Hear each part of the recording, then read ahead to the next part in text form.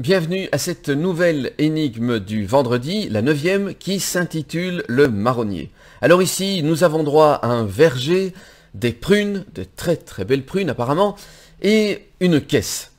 Alors cette caisse ne contenait pas des prunes, mais carrément des billets, et ceux-là ont été entièrement volés. Donc, nous avons aussi 4 suspects, et un capitaine, Bogzani, toujours aussi surprenant de perspicacité. Je vous laisse découvrir ça. Et à tout à l'heure. Énigme numéro 9. Le marronnier. Les prémices. Verger aux fruits d'or, Germonville, dimanche 5 septembre 2010. Voici déjà 4 générations que la famille Müller possède un magnifique verger, essentiellement planté de mirabelliers qui produisent chaque année des centaines de kilos de fruits dorés qui seront transformés en confiture, conserve ou liqueur. La variété cultivée par les Müller, la Mirabelle parfumée de septembre, est particulièrement appréciée des connaisseurs. Barbara Müller, à la tête de l'entreprise familiale, a embauché 5 saisonniers pour récolter les fruits. Mais aujourd'hui dimanche, c'est relâche pour eux. Étant tous de la région, ils sont rentrés dans leur famille pour la journée. Aujourd'hui, Barbara Müller accueille des ramasseurs de fruits d'un autre genre. Ce dimanche, comme tous les dimanches en saison, elle ouvre son verger aux visiteurs qui peuvent venir cueillir les fruits eux-mêmes sur les arbres. Chacun d'eux dispose d'un panier qu'il remplit plus ou moins selon ses besoins et ses envies. Lorsque le visiteur a terminé sa cueillette, Barbara Müller pèse son panier et se fait rétribuer par le visiteur en fonction du poids des fruits.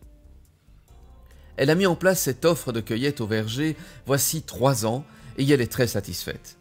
Cela lui permet de rencontrer des gens, de faire connaître ses produits et son activité et, bien sûr, de gagner un peu d'argent. Cela l'amuse souvent de penser que toute la semaine, elle paye des ouvriers agricoles pour ramasser ses fruits, alors que le dimanche, ce sont ceux qui ramassent qui payent. En ce 5 septembre, à 2 heures de l'après-midi, 4 personnes se trouvent dans le verger. Il est encore tôt. Madame Müller espère bien que d'autres visiteurs vont suivre. Elle les attend de pied ferme dans la maisonnette d'accueil, derrière la caisse où elle fait payer les paniers, mais aussi les produits manufacturés qu'elle propose en vente directe. Confiture, compote, tartes, eau-de-vie, le tout fait maison. Soudain, elle entend son portable sonner, dans la pièce attenante. Elle quitte donc son comptoir pour aller répondre. C'est son mari qui souhaite lui faire part de divers problèmes d'engrais et de pesticides.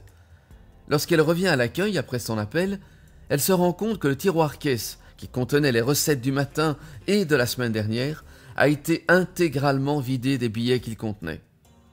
Il ne reste que la menue monnaie.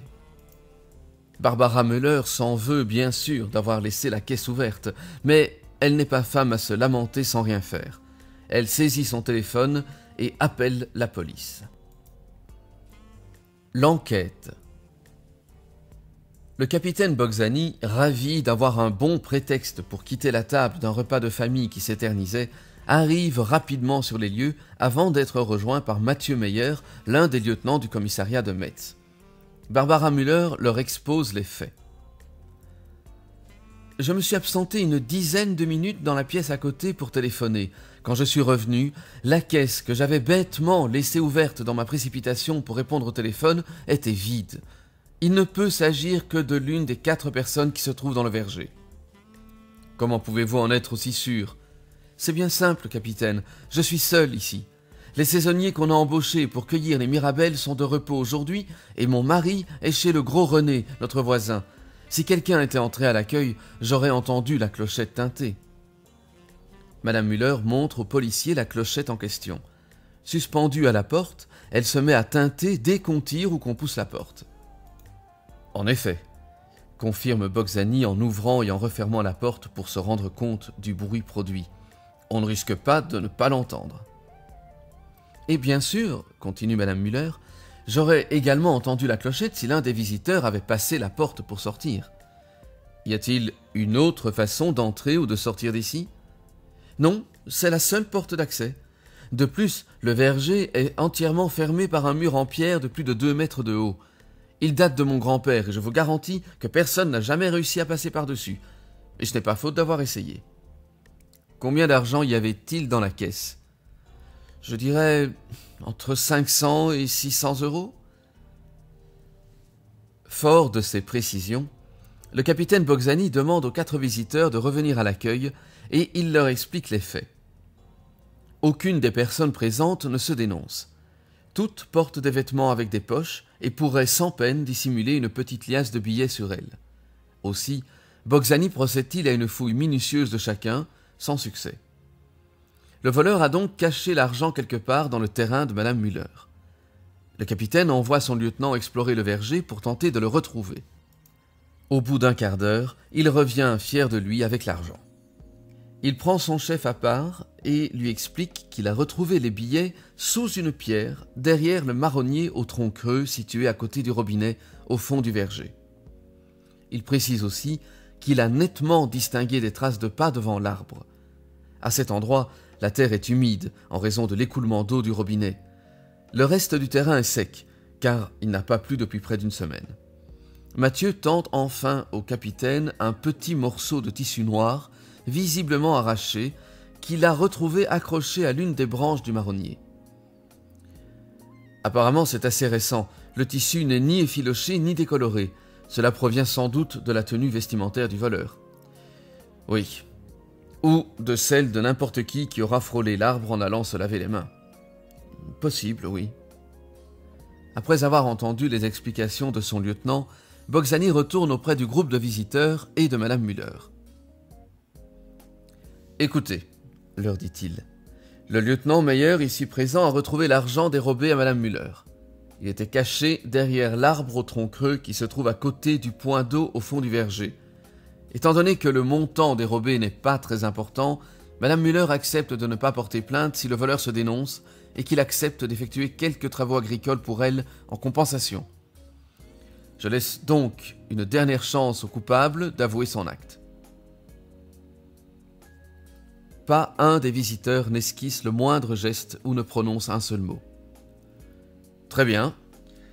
Puisque le voleur refuse de se dénoncer, vous me voyez dans l'obligation d'interroger chacun d'entre vous successivement. À ces mots, l'un des visiteurs se tourne vers les 3 autres d'un air furibond. « Allez, que celui qui est coupable se dénonce. Je n'ai pas envie de passer le reste de mon dimanche ici, moi. Tout ça pour un panier de Mirabelle. Si j'avais su, je serais resté tranquillement chez moi à m'occuper de mon jardin. » Mais ce discours n'a pas plus d'effet que celui du capitaine, et tous les visiteurs restent cois. Boczany passe donc aux interrogatoires. Il s'installe dans la pièce attenante à l'accueil, celle-là même où Madame Müller a reçu l'appel qui a permis au voleur de commettre son forfait, et fait entrer la première personne. Il s'agit d'un homme d'une carrure imposante, la cinquantaine, au visage sévère et à la mine renfrognée. C'est lui qui a en vain demandé au coupable de se dénoncer. Il porte un t-shirt noir, maculé de taches de fruits, et un jean brut usé jusqu'à la corde.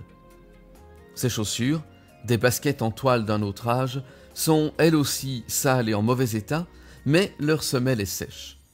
À son bras, un panier rempli de prunes dorées à souhait, qu'il pose devant lui sur la table qui le sépare de Boczany. Avant même que le capitaine ait le temps de poser sa première question, l'homme prend la parole.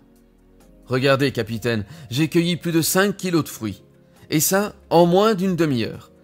Comment aurais-je pu avoir le temps d'aller jusqu'à l'accueil et de voler l'argent qui s'y trouvait ? Je sais que ce n'est pas une preuve d'innocence irréfutable, mais c'est tout ce que j'ai.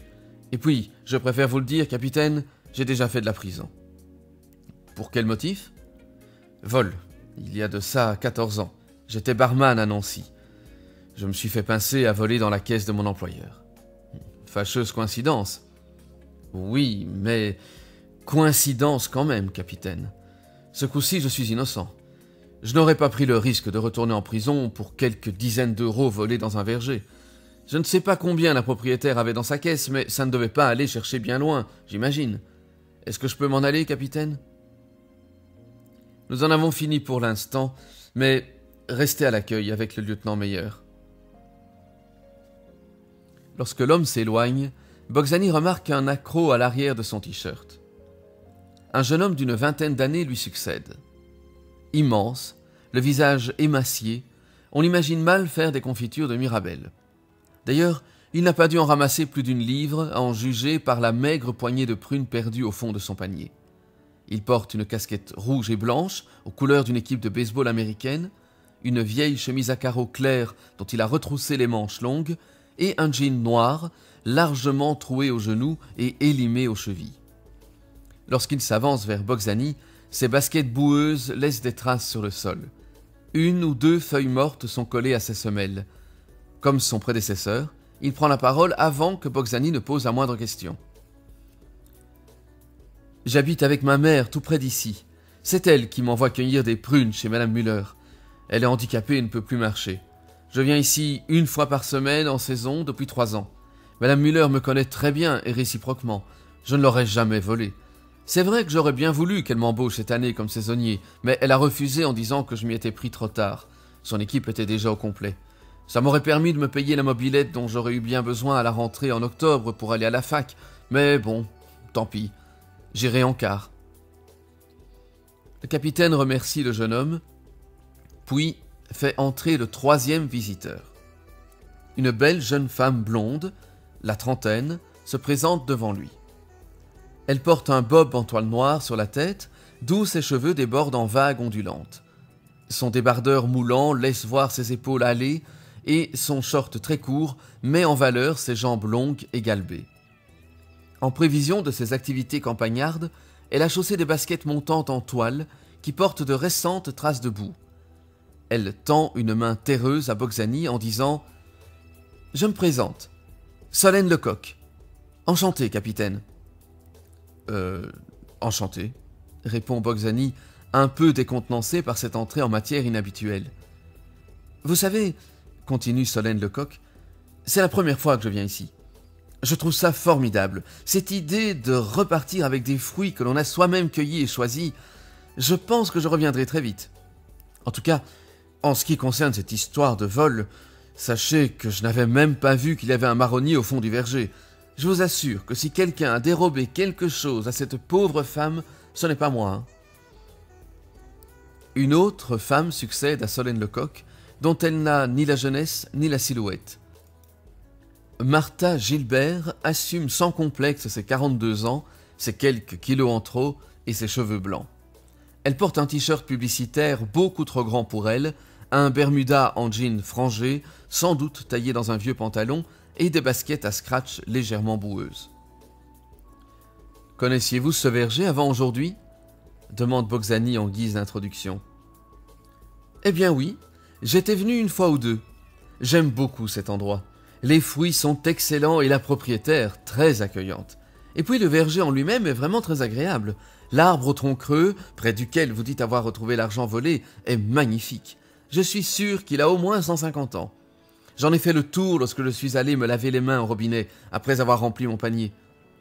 Avez-vous vu quelqu'un ou quelque chose qui pourrait nous aider à mettre la main sur le voleur ? Je crains que non, capitaine. De toute façon, même sans information complémentaire de la part de Martha Gilbert, Boxani a réussi à démasquer le voleur. Et vous ? Mais oui, c'est vrai ça. Et vous ? Je l'avais bien dit, hein, le capitaine Boxani est toujours aussi surprenant de perspicacité et de rapidité. Maintenant, c'est à votre tour. J'espère que ça vous amuse. Bonne réécoute, j'imagine que ce sera utile, puisque comme vous l'avez bien remarqué, dans ces énigmes, c'est toujours dans les détails que se loge la solution. À très bientôt donc pour cette fameuse solution, dans 48 heures, et à très bientôt pour de nouvelles énigmes et aussi d'autres lectures. Si vous avez aimé, bien sûr, pensez à liker, à partager, c'est très important, et abonnez-vous, un grand merci d'avance. À bientôt.